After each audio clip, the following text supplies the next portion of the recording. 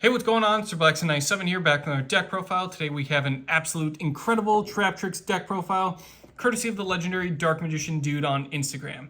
He was kind enough to help out with getting the full profile built and sending in all the cards and sleeves we needed to get this fully built and ready to go. So, without further ado, let's see what Mad Lad Creations DarkMagicianDude had in store for us. Starting with, as tradition, the extra deck. 3 copies of Traptrix Sarah, requires a non-link Traptrix monster. Link summon card is unaffected by trap effects. And if a normal trap card, so it doesn't even have to be a whole trap card, just any normal trap card is activated, special summon a Traptrix from the deck with a different name than the cards you control. And if your other Traptrix monster's effect is activated, set one whole normal trap directly from deck. Great way for play extension, just being able to get more Traptrix out on the field, or also just being able to get more trap hole cards set onto your field to help disrupt during your opponent's turn. 1 copy of Traptrix Cularia, 2 insect and/or plants. It's also unaffected by trap effects while it's link summoned.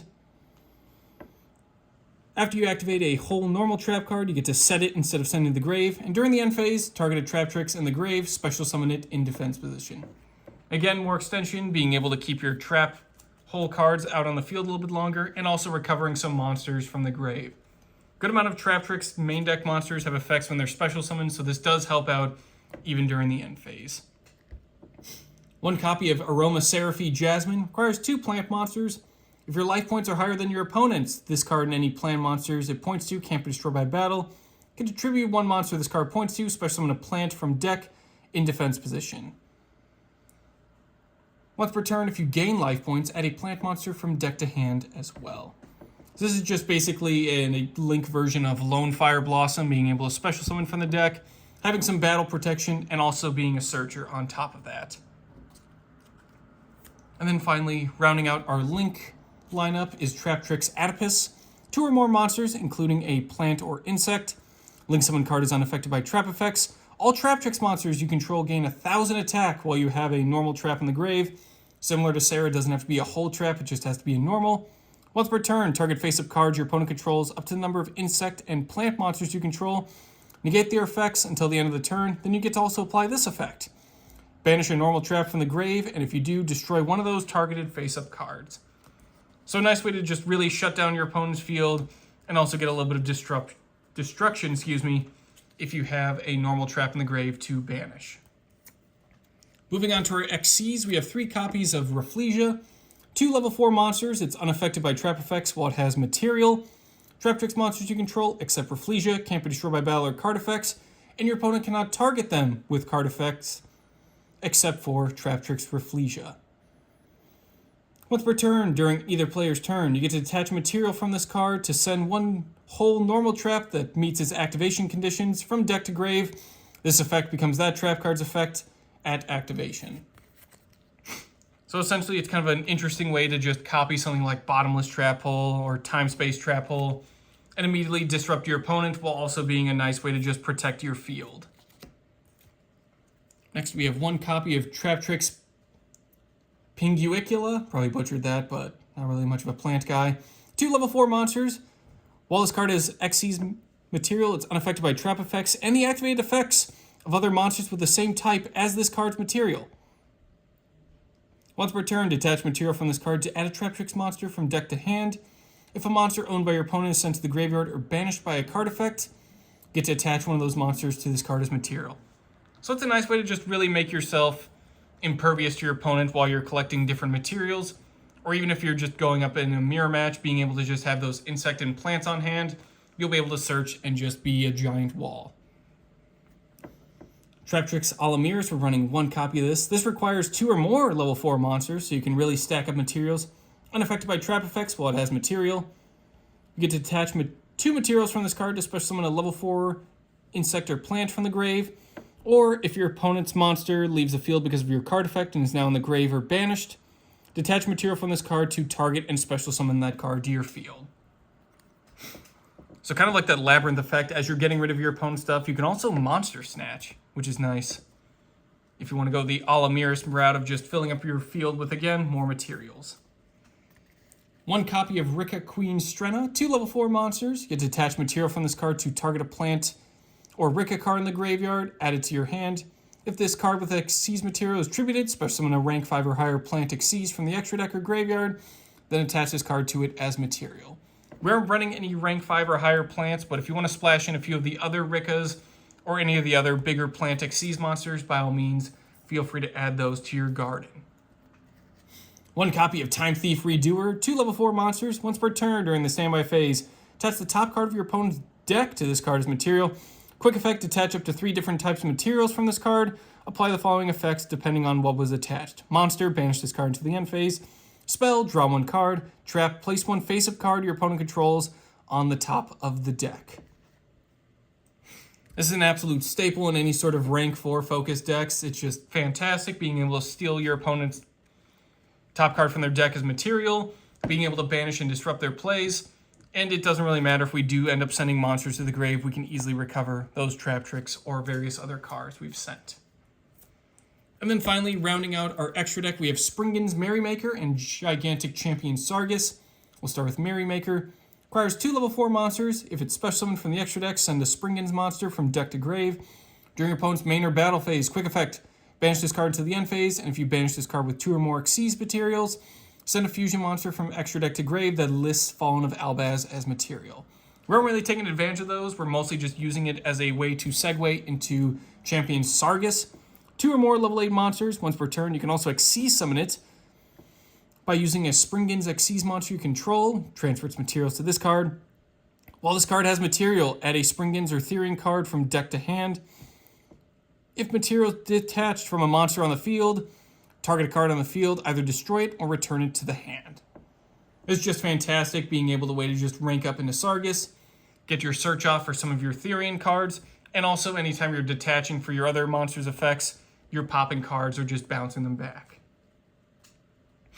Moving on to our stacked main deck here, we have 3 copies of Traptrix Murmelio. When it's normal summoned, add a whole normal trap from deck to hand. If it's special summoned, target and destroy a spell or trap your opponent controls, and also it's unaffected by the effects of whole normal traps. A nice little shared feature of a lot of Traptrix is they usually have an effect when they're normal summoned and also an effect when they're special summoned, so it's a great way to just continue your plays and pull off various effects. Plus their field spell gives you an additional normal summon, so if you really want to make use of those normal summons, you're not too far off from pulling off lots of great effects. 2 copies of Traptrix Dionia, also unaffected by whole normal traps. When it's normal summoned, target and special summon a Traptrix from the grave. When special summoned, target a whole normal trap in the grave, set it, but banish it during the end phase of the next turn if it's still on the field. So again, great monster recovery and also trap recovery. 3 copies of Traptrix Mantis. When it's normal summoned, add a Traptrix monster from deck to hand. It's unaffected by whole normal traps as usual. And once per turn, quick effect, target a set spell or trap you control, bounce it to the hand, set 1 spell or trap from the hand. So it's a nice way to get a round of Dionia's banish effect on that normal trap. If you really want to preserve it, bounce it back to the hand, and then set something else to your hand. Something like Infinite Impermanence if you're ready to disrupt during your opponent's turn, or if you just want to pull off a different card. 3 copies of Traptrix Arachnocampa, unaffected by whole normal traps, as is tradition. The first time each set card in your spell and trap zone will be destroyed by card effect each turn, it is not destroyed. During the main phase, if you control a Traptrix monster at quick effect speed, you get to special summon this card from the hand. However, you get locked out of the extra deck for the rest of the turn, except for insect and plant monsters. It's only for the extra deck, so if you want to still pull off stuff like Parallel Exceed or any of your Therian cards, that is still live. They just need to be from hand or deck. 2 copies of Traptrix Pudica, unaffected by whole normal traps as usual. When it's normal summoned, add a Traptrix Garden from deck to hand. And if it's special summoned, target a special summon monster your opponent controls, banish it. During the next standby phase, your opponent can special summon one of their banished monsters. Fantastic way to just get out your field spell, or if you already have it live and ready to go, you can just start banishing stuff courtesy of the special summon effect. 1 copy of Mardell, Generate Boss of Light. This is primarily what you're summoning off of Jasmine. You can only control 1. If it's normal or special summon, add a generator card or plant monster from deck to hand, except Mardell. It's just a fantastic tech. Pretty good stats. for a level 9, and being able to just search out any plant you need at that time. It's pretty nice. As mentioned before, we're running 3 copies of Parallel Exceed. If it's special summoned by the effect of Parallel Exceed, its level becomes 4, attack and defense become halved. That's actually pretty nice for a rank 4 deck, as anytime we link summon, we get to special summon this card from the hand to a zone that card points to, and if it's normal special summon another copy of Parallel Exceed from deck. So it's just a fantastic way to extend. Basically normal summon your Traptrix monster, get your search off, go into Sarah, summon a Parallel Exceed, summon another Parallel Exceed, and continue your plays from there. As mentioned, we are running a little bit of a Therian engine. We have 1 copy of Lily Borea and 1 King Regulus. We'll start with Lily Borea.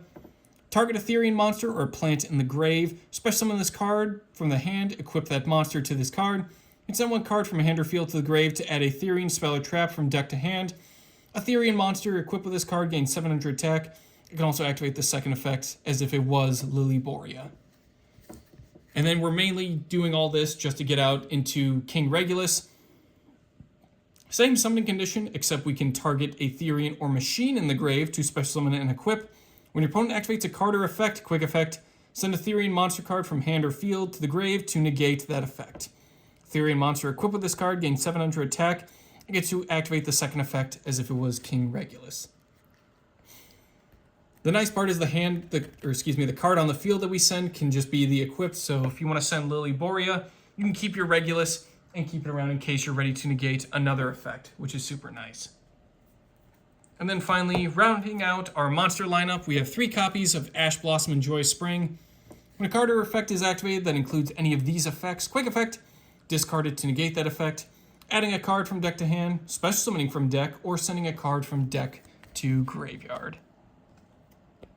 If you're afraid that's probably going to be happening to you as you're doing a lot of searching with your own Traptrix and Therian cards, definitely recommend a Call by the Grave or a full playset of Crossout Designator just to help out play defense and keep yourself moving through your plays.